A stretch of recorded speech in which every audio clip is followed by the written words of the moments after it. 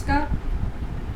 आपल्या राष्ट्रावर कोरोना ही जैविक आपत्ती आल्यामुळे लॉकडाऊनचा पिरियड सुरू आहे आणि या लॉकडाऊनच्या पिरियडमध्ये ज्ञानार्जनाचं काम हे कधीही थांबत नाही.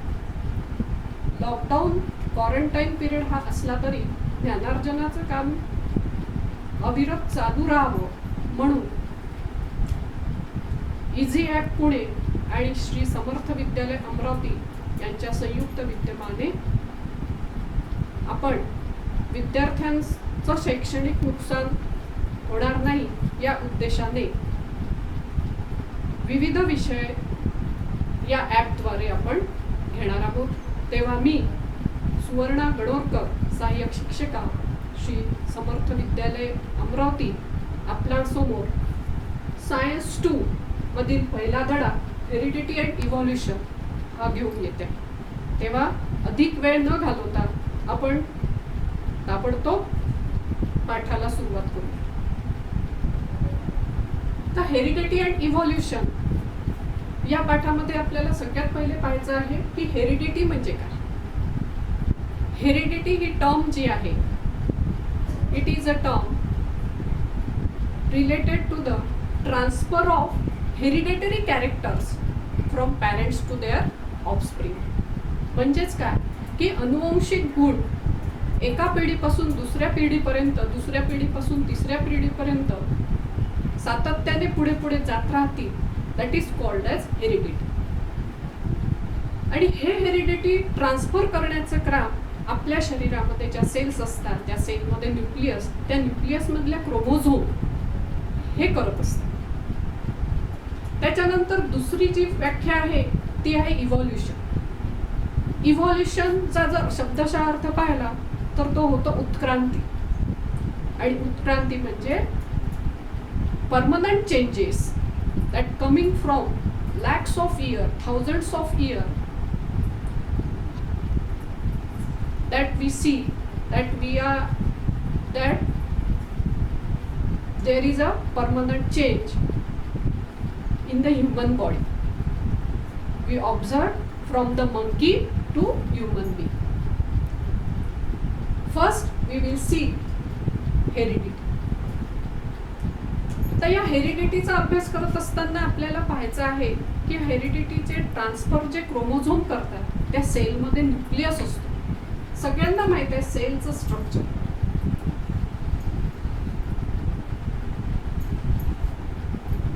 सेलमध्ये सेंटरमध्ये काय असतं? न्यूक्लियस असतो. काय असतो? न्यूक्लियस. आणि या न्यूक्लियसमध्ये डीएनए असतं. काय असतं? डीएनए. डीएनएचा लॉंग फॉर्म तुम्हाला सगळ्या विद्यार्थ्यांना माहिती आहे. आपण हे बऱ्याच वर्षांपासून डीएनए, आरएनए हा टर्म्स आपल्याला माहिती आहे. डीएनए म्हणजे डीऑक्सी रायबोन्यूक्लिक ऍसिड. तो हा जो डीएनए आहे जो की अनुवंशिक कॅरेक्टर ट्रान्सफर करण्यासाठी अतिशय उपयुक्त घटक आहे, तो न्यूक्लियसच्या आत राहतो. आणि जो आरएनए आहे, that RNA is at outside of the nucleus, is present at the outside of the nucleus.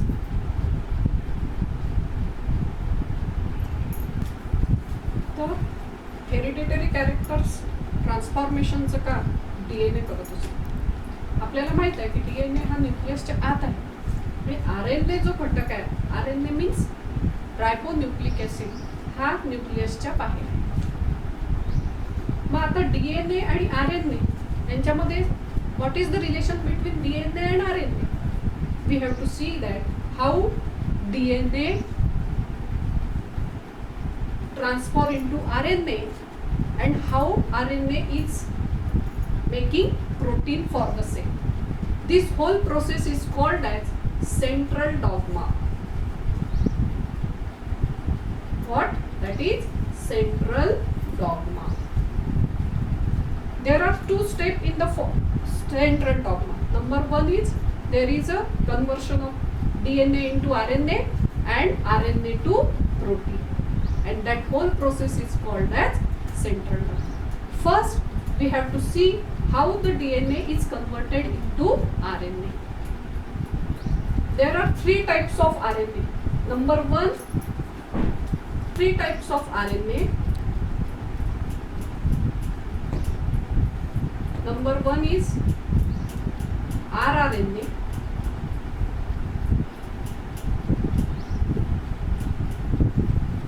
Number two is mRNA.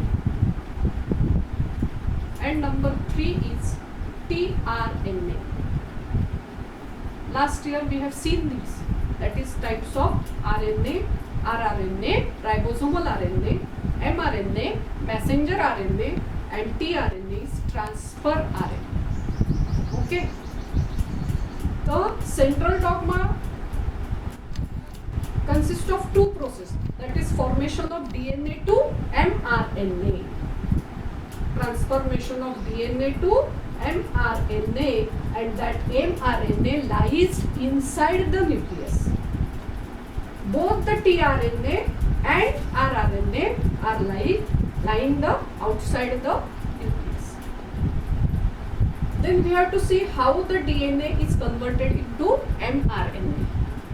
DNA is converting into mRNA. We will have to see the process of formation of mRNA.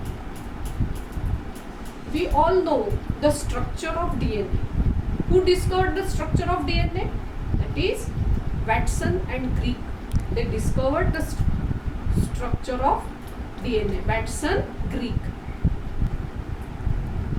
Watson, Crick discovered the structure of DNA. We know that the DNA is in the double helix twisted form. Double helix twisted form. But during the formation of RNA, the twist disappear. Twist disappear and it changes into Y shape. जो याच्यातला जो twist असतो तो open होऊन जातो आणि त्याचा Y shape मध्ये रूपांतर. कशामध्ये? वाय शेप अशा रूपांतरित. आता आपल्याला माहित आहे की DNA is consist of nitrogen bases. There are 4 nitrogen bases. Number 1 is adenine, thymine, cytosine and guanine. All of us already know the pairing, that is adenine is always paired with thymine and guanine is always paired with cytosine. These are the 4 nitrogen bases present in the DNA, and there is we will see how the DNA is converted into mRNA. Nitrogen bases are present in DNA, that is A, T, G, C. Repeat. A, T, G, C. And these all are joined together by hydrogen bond. We know that adenine is always paired with thymine, guanine is always paired with cytosine, and they are all joined together by means of hydrogen bond. But during the formation of mRNA, this hydrogen bond gets break. ते काय होतात? Break होतात आणि break झाल्यावर त्यांचं जे structure आहे ते खाली खाली सरकत जातं. म्हणजेच डीएनए पासून जर mRNA तयार करायचं आहे तर हे स्ट्रक्चर खाली रिपीट होतं. पण mRNA तयार होत असताना डीएनए मध्ये जो थायमिन जो घटक आहे it takes place by uracil. Uracil mRNA मध्ये युरॅसिल हा घटक असतो इन्स्टेड ऑफ कशाच्या? थायमिनच्या. म्हणजे RNA मध्ये A pair with U and C pair with G. हे तसंच राहील. C ची बॉन्डिंग तसंच राहील. पण थायमिनची जागा कोण घेतं RNA मध्ये? युरॅसिल. तर अशा प्रकारे आपल्याला डीएनए पासून RNA तयार करत असताना थायमिन रिप्लेस होऊन इट टेक्स बाय द युरॅसिल. मग आता इथे आपण ए आहे, तर हा आपण ए च्या पेअर मध्ये काय राहील, टी राहील. जी च्या पेअर मध्ये काय राहील, सी राहील. पुन्हा ए च्या पेअरिंग मध्ये थायमिन, सॉरी युरॅसिल. ए च्या पेअरिंग मध्ये युरॅसिल, जी च्या पेअर मध्ये सायटोसिन. रिपीट, ए च्या पेअर मध्ये युरॅसिल, सायटोसिनच्या पेअर मध्ये गुआनिन. आणि असा हा mRNA इथे तयार झाला. And this process that is formation of DNA to mRNA, it is called as transcription. It is called as transcription. And there are code language which is present on the mRNA. 3 sets of codon. How many? 3 sets. And that is called as triplet codon. Code language असते की ती code language या form मध्ये असते, नायट्रोजनियस basis. आणि त्यांचं कितीच्या प्रमाण असतं, 3. And that is that codon is called as 3 codon. It is called as triplet codon. इथपर्यंत विद्यार्थ्यांना समजलं असेल की डीएनएचं कन्व्हर्शन mRNA मध्ये झालं, ट्रिप्लेट कोडॉन झाला.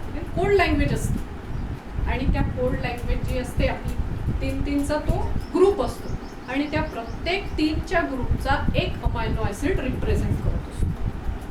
आता आपल्याला पाहायचं आहे की पुढची स्टेप म्हणजे mRNA तर तयार झाला.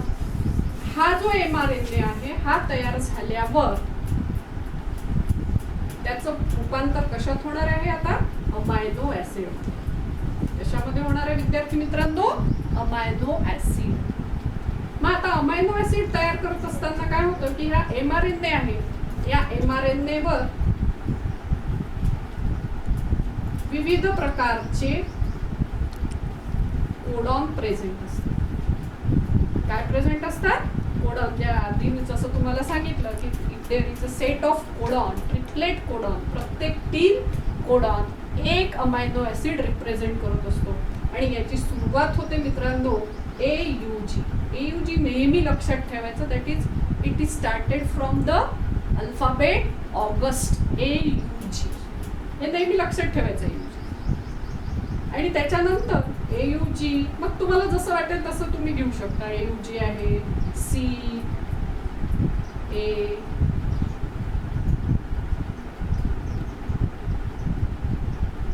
U, like this.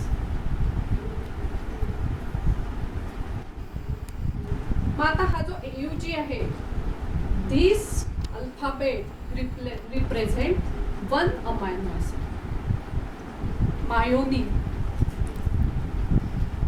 आता हा जो AUG आहे इट रिप्रेझेंट अमायनो ऍसिड मिथेऑन. मग आता इथे एक अमायनो ऍसिड तयार झाला. काय तयार झाला, एक अमायनो ऍसिड तयार झाला. आणि हा घेऊन कोण येत असतो, that is transfer RNA. Transfer RNA जो आहे इथे त्याला जो सिग्नल मिळाला की AUG कोडॉन मिळाला की तो इथे एक अमायनो ऍसिड देऊ देतो. मग त्याला समजतं कसं, how it recognised that transfer RNA is consist of anticodon which is complementary to the mRNA. मग आता अँटीकोडॉन म्हणजे काय, की A आहे तर इथे राहील U. There is U in between A and G. There is A and G complementary sequence C. Such complementary sequence is present on the tRNA, and this tRNA transfer such amino acid here. That is AUG represent methionine amino acid. There are several amino acid present in the body. Do you know what is the function of amino acid? What is the function of proteins? Proteins are the building blocks of our body. They required for the various activities which are taking place in the body. So protein plays an important role for the building of our body. आणि म्हणून protein तयार करण्यासाठी हा सगळा खटाटोप चाललेला आहे की protein जर तयार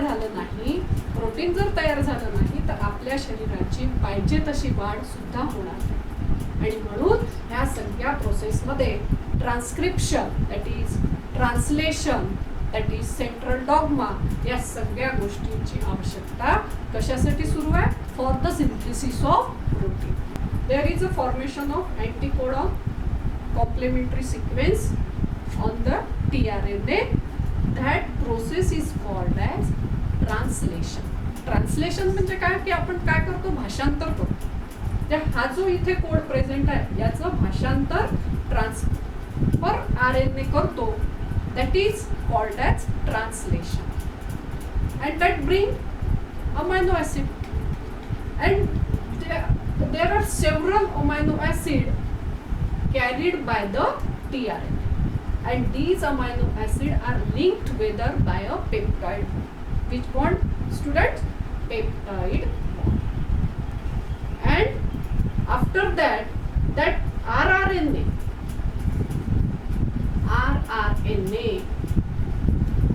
these rRNA, which